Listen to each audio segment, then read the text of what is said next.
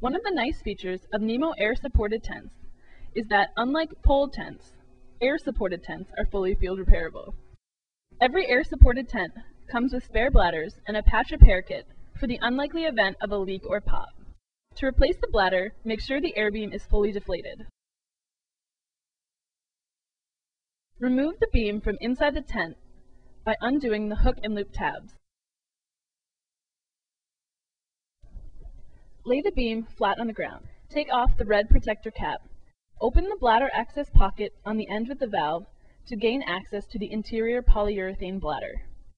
Then carefully remove the inflate-deflate valve and pull the end of the bladder out of the beam.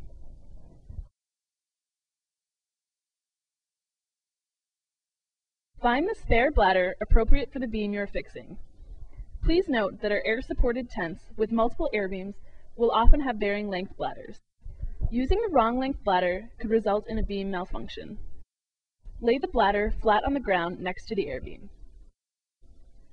Open the bladder access pocket on the opposite side of the beam.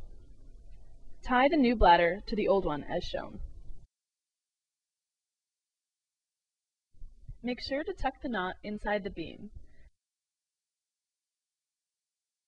Then, starting from the valve side, pull the new bladder through, making certain there are no twists or kinks. Then untie the new bladder from the old.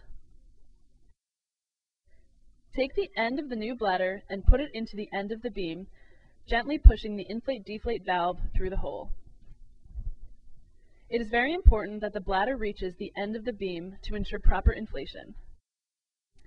Move to the opposite end of the beam and again tuck in the bladder, making sure that it reaches the end of the beam. Then close the hook and loop pocket. Finally, test the beam by pumping it up and making sure it takes the correct shape, feeling the outside of the beam to assure that there are no twists or kinks in the PU bladder.